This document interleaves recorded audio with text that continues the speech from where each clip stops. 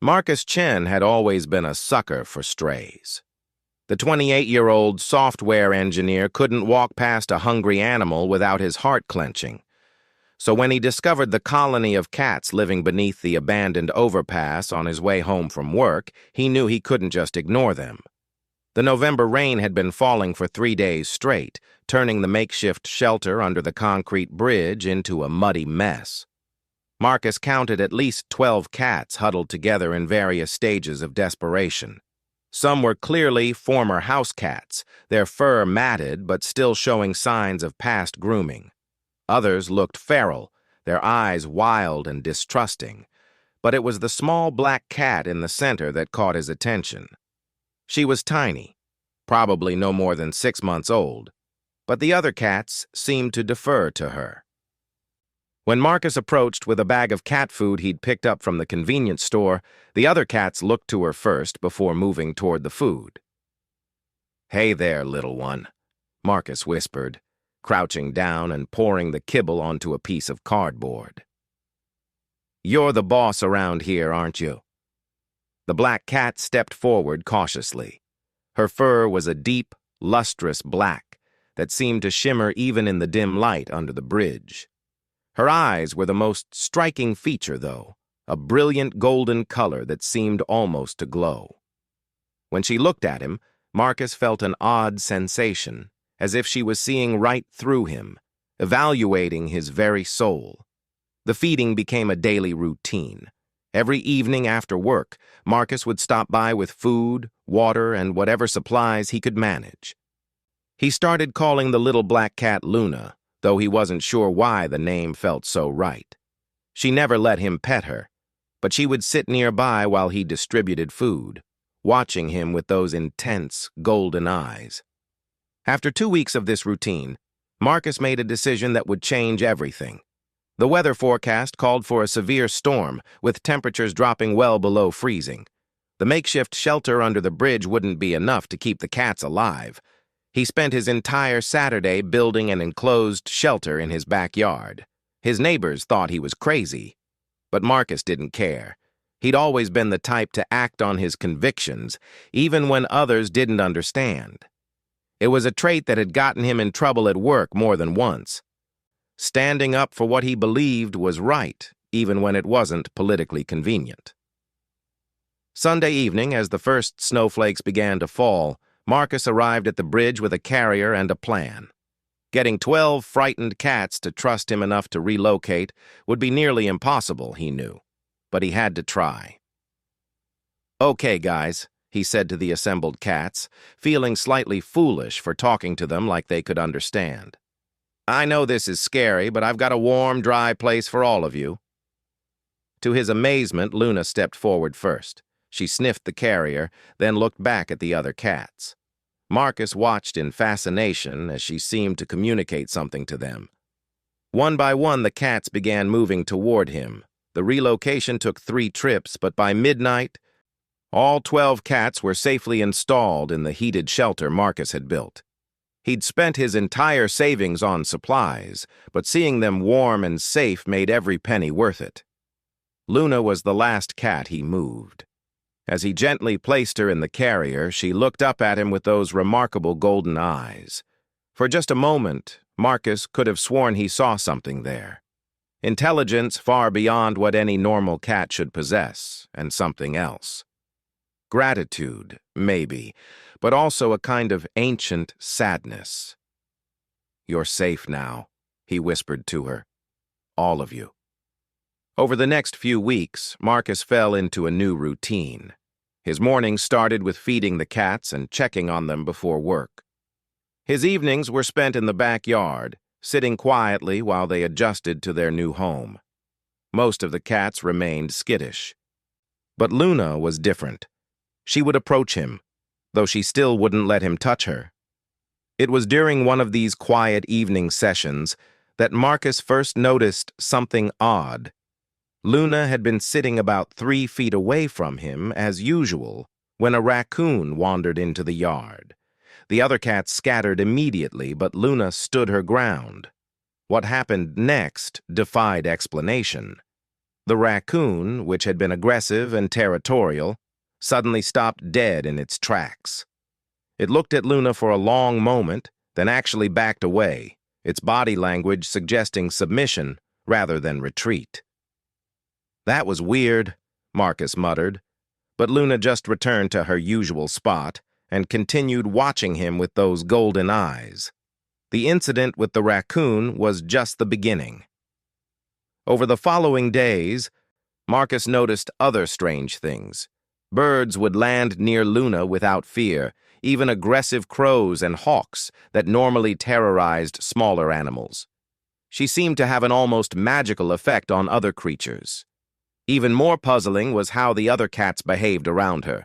They would bring her food first, groom her before themselves, and always position themselves around her in what could only be described as a protective formation. It was as if they were bodyguards rather than fellow strays.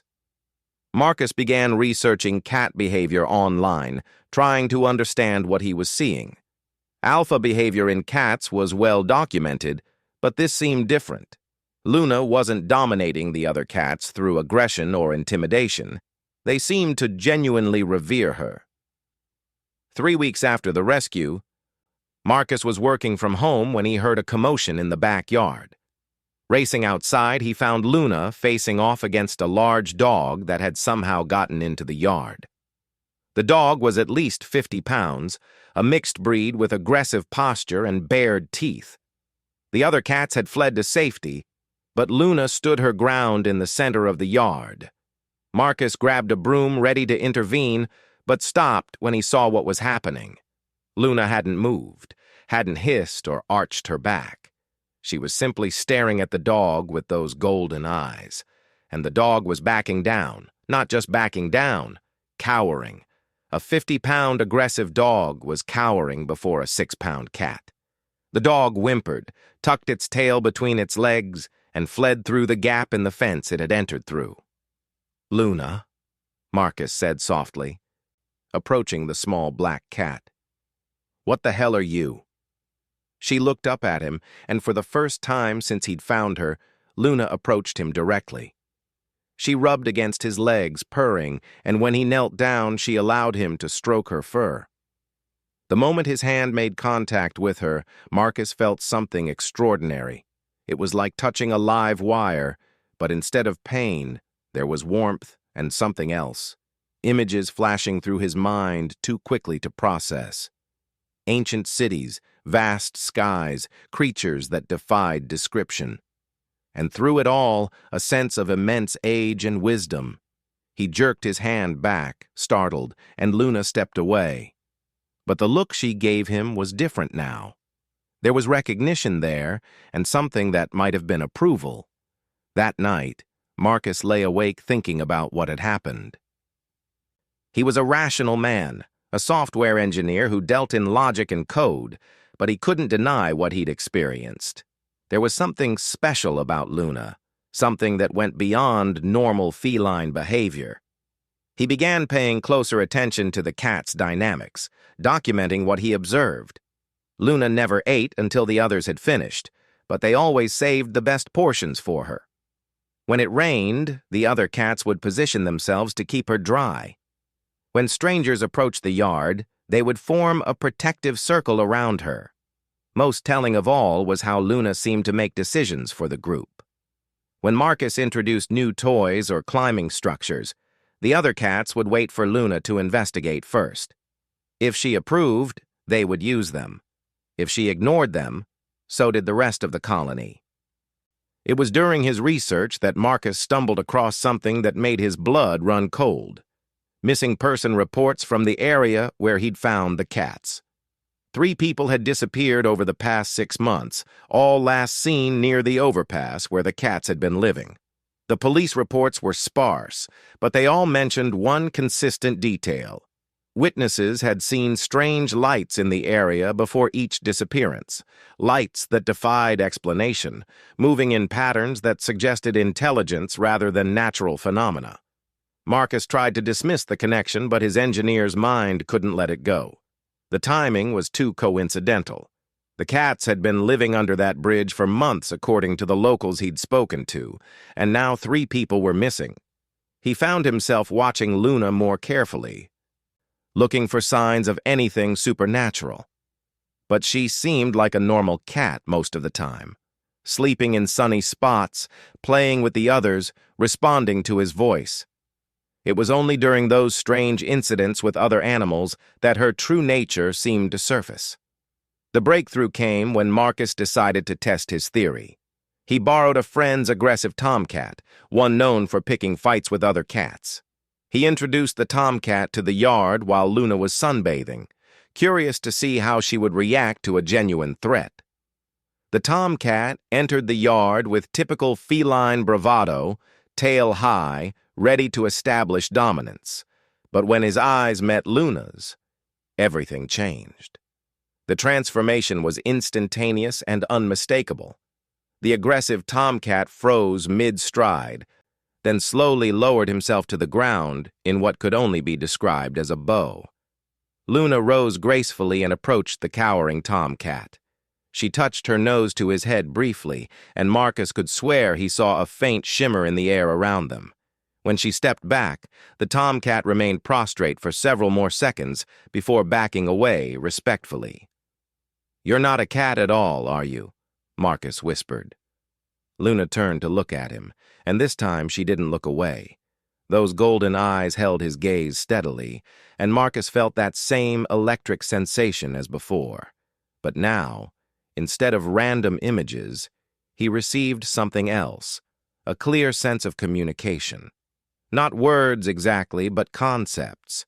Gratitude for his kindness, recognition of his good intentions, and beneath it all, a vast loneliness that spoke of ages spent in hiding, of a true nature that could never be revealed. Marcus sank to his knees in the grass, overwhelmed by the implications.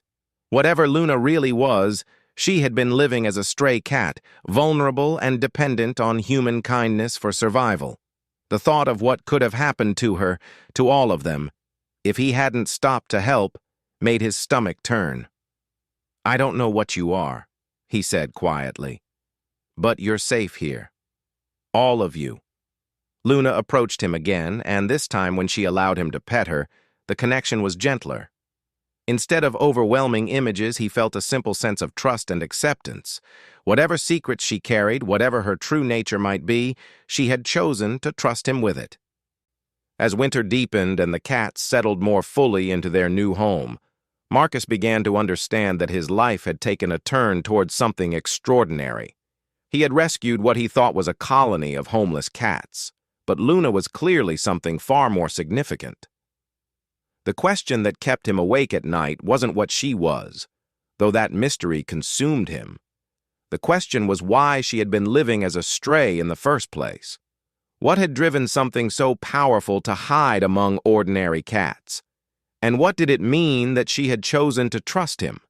Marcus didn't know it yet, but those questions would soon have answers that would challenge everything he thought he knew about the world. For now, though, he was content to provide safety and care for the unusual family he had adopted. Whatever came next, he was committed to protecting them. After all, that's what humans did best. They took care of those who couldn't take care of themselves, even if those they were protecting turned out to be far more than they appeared. The first sign that Marcus's quiet life was about to become much more complicated came on a Tuesday morning in January. He was refilling the water bowls in the heated shelter when Luna suddenly stiffened, her golden eyes fixed on the sky above.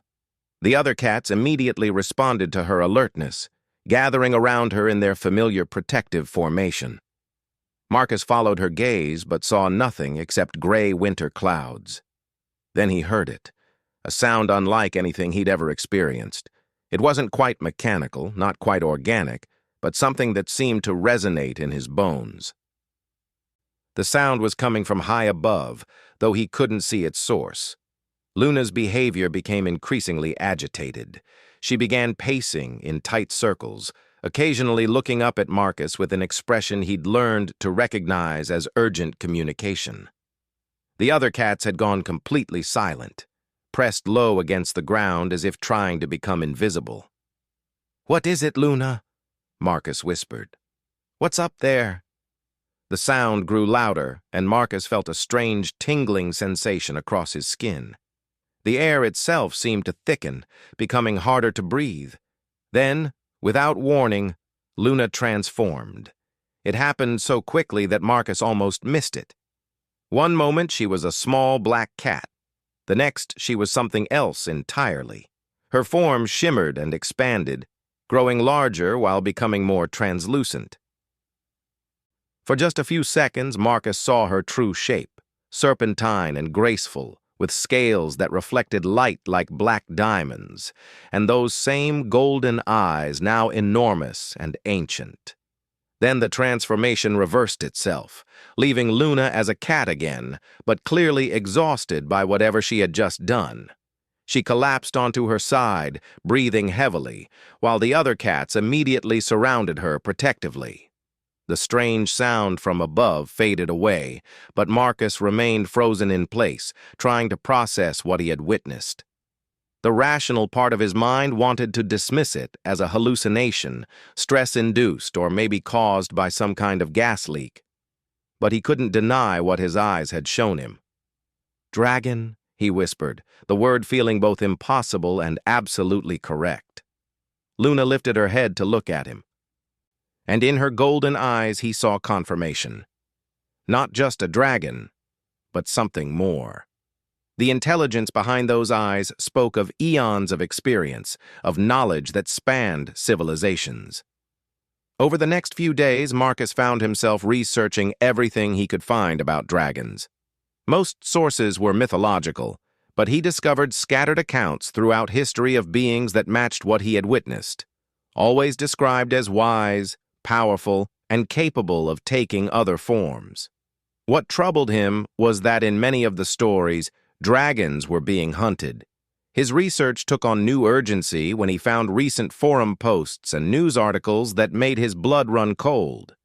Strange disappearances were being reported across the country, always with similar details. Missing persons last seen near colonies of stray animals. Unexplained energy signatures detected by sensitive equipment, and in several cases, witnesses reported seeing unusual lights in the sky before the disappearances. Marcus began to understand that Luna wasn't just hiding from ordinary dangers. Something was hunting her, something with technology advanced enough to track her from the sky. The pieces started falling into place. The 3 missing persons from the overpass area hadn't been random victims. They had been people who had gotten too close to Luna's secret. And now, by rescuing her and the other cats, Marcus had put himself directly in the path of whatever was hunting her. He should have been terrified.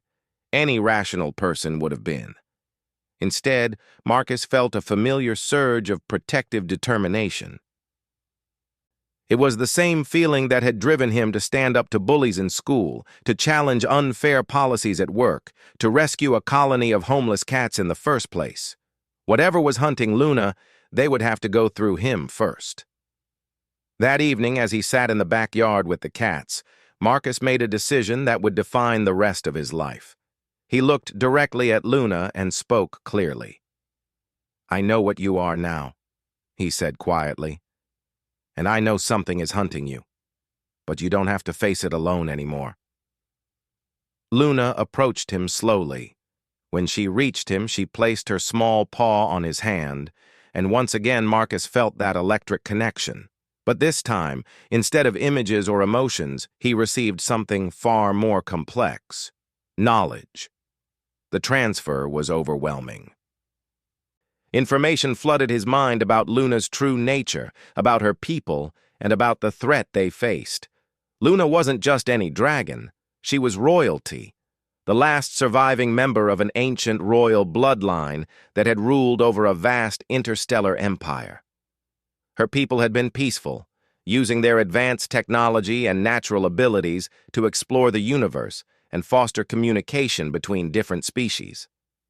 They had discovered Earth millennia ago and had been quietly observing humanity's development, impressed by their resilience and potential. but their peaceful nature had made them vulnerable to a species that valued only conquest and domination. The hunters, as they called themselves, were a race of beings that sought to capture and enslave any species with useful abilities. Dragons, with their shape-shifting capabilities and natural connection to energy fields, were particularly prized. The war had been brief but devastating. Luna's people, despite their power, were unprepared for the ruthless tactics of the hunters. One by one, the dragon worlds fell. Luna had escaped the destruction of the royal palace only because her guards had sacrificed themselves to get her to safety. She had been fleeing for decades, taking refuge on primitive worlds where the hunter's technology would have difficulty tracking her unique energy signature. Earth had seemed perfect, a developing world with billions of life forms that would mask her presence. The other cats weren't really cats either. They were her surviving guards and advisors, also taking shelter in forms that would allow them to blend in. They had found each other over time, drawn together by instincts older than civilization itself. But the hunters had found them again. The strange sounds Marcus had heard were their scanning technology, searching for the specific energy patterns that would reveal Luna's location. The missing persons had been unlucky humans who had witnessed evidence of Luna's true nature and had been taken for interrogation. As the knowledge transfer completed, Marcus understood the full scope of what he had gotten himself into.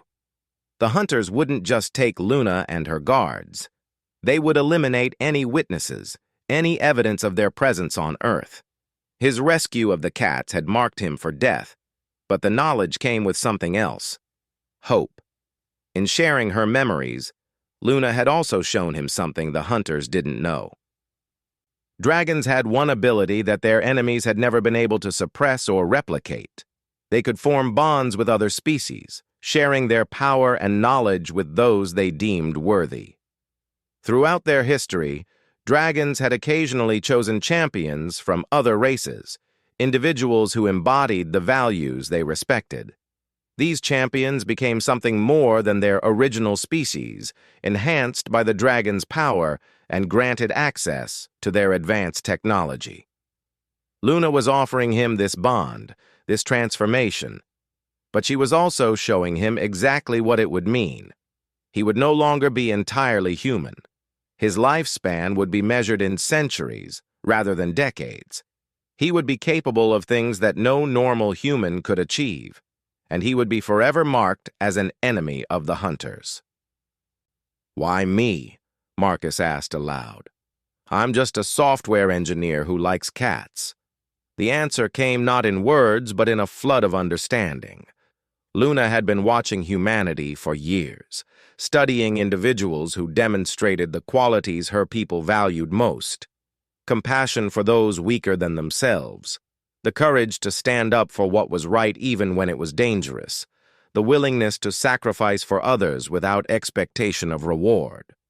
Marcus had proven himself worthy when he had risked everything to save a group of strays, asking nothing in return but their safety. More importantly, when he had discovered Luna's true nature, his first instinct had been to protect rather than to exploit or expose her. The bond would give him the power to help Luna and her guards fight back against the hunters. But more than that, it would make him Earth's first line of defense against a threat that humanity wasn't even aware existed. Marcus looked around at the 11 other cats, guards and advisors who had served Luna's family for generations. They were all watching him intently, waiting for his decision. He could see the hope in their eyes, the desperate need for someone who could help them turn the tide in a war they had been losing for decades. He thought about his quiet life, his comfortable routine, his modest ambitions. All of that would be gone forever if he accepted what Luna was offering. But he also thought about what would happen to Earth if the hunters continued their advance unchallenged. Humanity had always been at its best when facing impossible odds. They had survived ice ages and plagues, wars, and disasters. They had reached for the stars despite having every reason to stay safely on the ground. Taking risks to protect others wasn't just what Marcus did, it was what humans did. "I accept," he said simply. The transformation began immediately. Luna placed both paws on his hands, and the other cats formed a circle around them.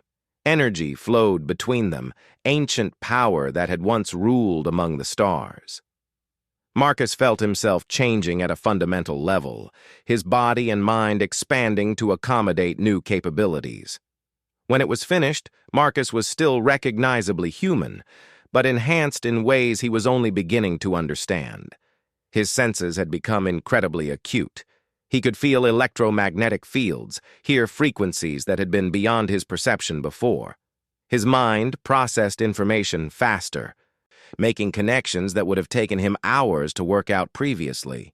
Most importantly, he could now understand the cat's true forms. Looking at them with his enhanced perception, he could see through their disguises to the powerful beings beneath. Luna's guards were formidable warriors, each one capable of taking on dozens of ordinary soldiers. Her advisors possessed knowledge that spanned multiple sciences and centuries of experience. But they had all been hiding, playing the role of helpless strays while their enemies grew stronger. That was about to change. Marcus stood up, feeling power coursing through his enhanced body. The dragons, looked up at him with expressions of hope and determination. For the first time in decades, they had someone who could help them take the fight to their enemies. "All right," Marcus said, his voice carrying a new authority that surprised even him. "Let's talk strategy. The hunters want a fight? Let's give them one they'll never forget." Luna transformed briefly, just long enough to nod her great dragon head in approval. When she returned to cat form, Marcus could see fierce joy in her golden eyes. The war for Earth was about to begin, and humanity's greatest strength, their refusal to back down when protecting others, would be put to the ultimate test. The first hunter ship arrived 3 days after Marcus's transformation. He sensed it long before it became visible. The enhanced awareness Luna had given him, detecting the alien energy signature from miles away. The ship was massive, easily the size of a city block, and it moved with the predatory grace of something that had never encountered serious resistance. Marcus stood in his backyard, no longer the quiet software engineer who had rescued some stray cats. The bond with Luna had awakened capabilities he was still discovering. He could feel the locations of Luna and her guards, their enhanced forms ready for battle. More importantly, he could sense the ship's intentions, not just to capture Luna, but to harvest every dragon on Earth and eliminate all witnesses to their existence. That meant every human on the planet was now a target. "Big mistake," Marcus muttered, feeling ancient dragon memories merge with human determination. The hunters had conquered dozens of civilizations, but they had never faced anything quite like humanity. The ship's first attack came without warning. A beam of energy lanced down from the clouds, aimed directly at Marcus's house. It should have vaporized everything in a 3-block radius. Instead, it struck an invisible barrier that shimmered into existence around the property. Luna emerged from the shelter, her small cat form beginning to shimmer and expand. But this time, the transformation was different. Instead of becoming the translucent shadow Marcus had glimpsed before, she revealed her true form in all its magnificent glory. The dragon that stood before him was breathtaking. Nearly 50 feet long, with scales that seemed to absorb and reflect light simultaneously, Luna was clearly built for both grace and power. Her golden eyes blazed with the fury of a queen whose people had been hunted to near extinction. Around the yard, the other cats were also transforming. Marcus watched in awe as Luna's royal guard revealed themselves, 11 dragons in forms ranging from sleek and serpentine to massively built for combat.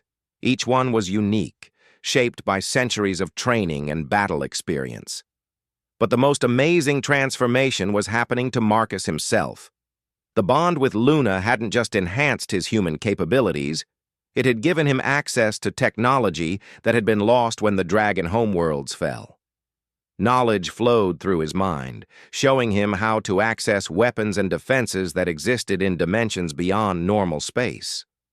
The second attack from the Hunter ship was more focused, targeting Luna specifically. But Marcus was ready. Reaching into dimensional space with abilities that felt both alien and perfectly natural, he pulled forth a weapon that had been designed to fight ships exactly like the one above them. The energy cannon that materialized in his hands looked like something out of science fiction, but Marcus understood its operation instinctively. Dragon technology didn't rely on crude mechanical controls. It responded to intention and will. He aimed at the Hunter ship and fired. The beam that erupted from the weapon punched through the ship's shields like they weren't there. The Hunters had technology designed to capture and contain dragons, but they had never faced dragon weapons wielded by a human with nothing to lose. The ship rocked from the impact, its predatory grace momentarily disrupted. Through his enhanced senses, Marcus could feel the confusion and alarm of the crew. They had expected to find a hiding dragon and maybe a few human witnesses to eliminate. Instead, they were facing organized resistance. Luna's voice spoke directly into his mind, her words carrying the authority of royalty and the affection of deep friendship. "Marcus, they're calling for reinforcements. We have maybe 10 minutes before more ships arrive." "Then we'd better make this count," Marcus replied, surprised to discover he could communicate telepathically as well. What followed was a battle unlike anything Earth had ever witnessed. Luna and her guards took to the air, their massive forms moving with impossible speed and agility. They had been hiding for so long that Marcus suspected even they had forgotten how devastating they could be when fighting for their lives. The Hunter ship tried to maintain distance, using its superior firepower to keep the dragons at bay. But Marcus had access to weapons that could reach it anywhere in Earth's atmosphere. Each shot from his position forced the ship to maneuver, bringing it closer to the dragons. The turning point came when one of Luna's guards, a dragon Marcus now knew as Commander Thane, managed to latch onto the ship's hull. Dragon claws, it turned out, could cut through Hunter armor like paper. Within seconds, Thane had torn open a breach in the ship's defenses. That's when Marcus truly understood what Luna meant about humans being special. Instead of retreating or trying to find safety, he did something that no dragon would have attempted. He used the dimensional technology to transport himself directly onto the enemy ship. The interior of the Hunter vessel was a nightmare of organic technology and cramped passages designed for beings that valued efficiency over comfort. The Hunters themselves were even worse. Insectoid creatures with too many limbs and compound eyes that reflected cold intelligence. But Marcus had advantages they couldn't have anticipated. His human flexibility and smaller size let him navigate the ship's passages in ways the dragons couldn't. More importantly, he fought with a reckless creativity that the Hunters' tactical computers couldn't predict. While the Hunters expected him to target critical systems or attempt sabotage, Marcus went straight for their command center. The dragon technology allowed him to understand their language and control systems, but it was human intuition that told him exactly where to strike for maximum psychological impact. The Hunter commander was a massive specimen, easily 8 feet tall with armored chitin that had deflected weapons on a dozen worlds. It turned to face Marcus with supreme confidence, raising weapons that could have killed him instantly. Marcus didn't try to fight it directly. Instead, he did something that epitomized human tactical thinking. He cheated. Using dimensional technology, he opened a portal directly beneath the commander's feet. The creature fell through, emerging in the middle of Earth's atmosphere about 5,000 feet above the ground. The rest of the Hunter crew watched their leader plummet toward certain death, and Marcus saw something in their compound eyes that he recognized: fear. For the first time in their expansion across the galaxy, the hunters were facing prey that fought back with methods they couldn't understand or counter. "Here's a message for your bosses," Marcus announced, his words automatically translated by the dragon technology. "Earth is under the protection of both dragons and humans now. If you want a fight, we'll give you one you'll never forget. But if you're smart, you'll find somewhere else to hunt." He opened another portal, this one leading back to his yard, and stepped through just as Luna and her guards finished destroying the ship's engines. The massive vessel crashed into the empty fields outside the city. Its threat ended. But even as they celebrated their first victory, Marcus could sense more ships approaching. The hunters weren't going to give up easily, and they would come in greater numbers next time. "How many more are out there?" he asked Luna as she returned to her cat form, exhausted from the battle. "Too many," she replied. "My people held them off for decades, but there are entire fleets waiting in the outer system. They'll keep coming until they have what they want." Marcus considered this, his enhanced mind already working on solutions that combined human ingenuity with dragon technology. The hunters expected their enemies to fight defensively, to hide and hope for the best. That's how they had conquered dozens of civilizations. But humans had never been particularly good at following other people's expectations. "Then we don't wait for them to come to us," Marcus decided. "Luna, how many dragons are hidden on Earth?" "Perhaps 24, scattered across the continents." "All in animal forms, all too afraid to reveal themselves." "Not anymore," Marcus said firmly. "It's time to stop hiding. We're going to build an army." Over the next few weeks, Marcus traveled the world using dragon transportation technology, seeking out the hidden survivors of Luna's people. What he found both amazed and horrified him. Dragons hiding as everything from house cats to farm dogs to zoo animals, all living in fear of discovery. But Marcus brought them something they hadn't had in decades: hope and a human ally who understood what needed to be done. The recruitment process was unlike anything in military history. Marcus would approach what appeared to be an ordinary animal, speak a few words in the ancient dragon language Luna had taught him, and watch as centuries-old warriors revealed their true forms.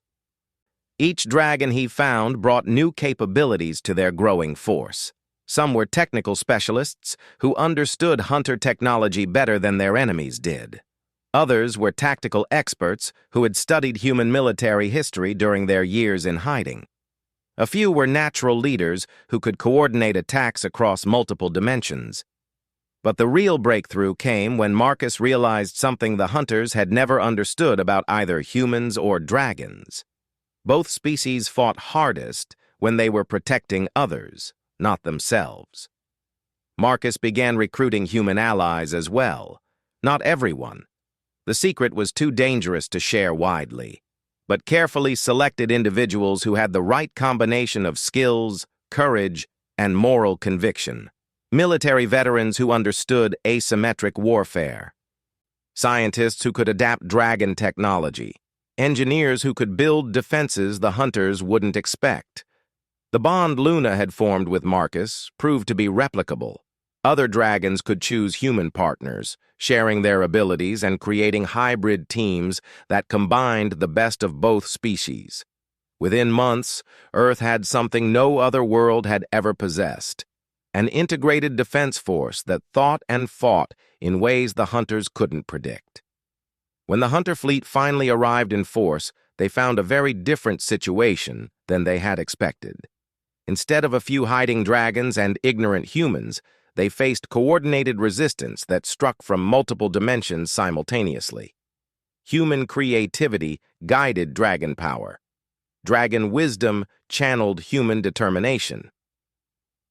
Ships that had conquered star systems found themselves outmaneuvered by tactics that combined ancient dragon strategy with human innovations the hunters had never encountered. The final battle took place in Earth's orbit, where Marcus and Luna led a combined force of dragons and enhanced humans against the hunter mothership. It was a vessel the size of a small moon, crewed by thousands of the galaxy's most experienced predators. Marcus boarded it the same way he had the first ship, directly and without warning. But this time he wasn't alone. Luna flew beside him in her true form, while human engineers and dragon tacticians coordinated attacks that targeted the ship's weaknesses with surgical precision. The Hunter Emperor, leader of the species that had terrorized the galaxy for millennia, faced Marcus in the ship's central chamber. It was a being of immense power and cruelty, armored in the bones of extinct species and wielding weapons that had destroyed entire civilizations. "You cannot stop us, human," the Emperor declared. "We are inevitable. We have conquered thousands of worlds." Marcus looked at the creature that had ordered the destruction of Luna's people, that had planned to enslave or eliminate every intelligent being on Earth. He thought about all the strays he had rescued over the years, all the times he had stood up for those who couldn't defend themselves. "You made one mistake," Marcus said calmly. "You picked a fight with humans and dragons together, and there's nothing in the universe more dangerous than someone protecting their family."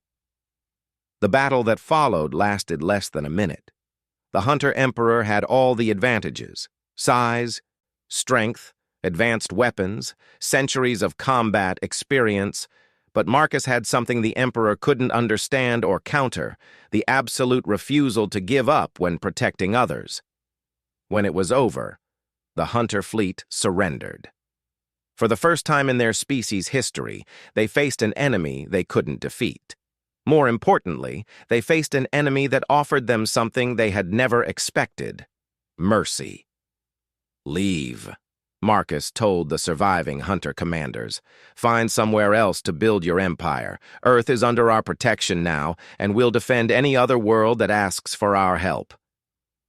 As the Hunter ships retreated toward deep space, Marcus stood with Luna on the mothership's bridge, looking down at the blue marble of Earth. The planet that had seemed so vulnerable just months ago was now the center of an alliance that would reshape the galaxy. "What happens now?" Luna asked, her mental voice carrying both exhaustion and hope. Marcus smiled, feeling the bonds that connected him to dozens of dragons and their human partners spread across the world below. Humanity had always been at its best when facing impossible odds. Now they had allies who shared that same indomitable spirit. "Now we do what humans and dragons do best," he said. "We explore. We protect those who need protecting. And we show the galaxy what's possible when different species work together instead of trying to dominate each other." Luna purred, a sound that resonated through both her cat form and her dragon nature. "The universe has no idea what it's in for." Marcus laughed, thinking about the future they would build together. The Hunters had been right about one thing: they were inevitable. But so was the alliance between humans and dragons, and that alliance had something the Hunters never could. They fought not to conquer, but to protect, and that made all the difference in the universe.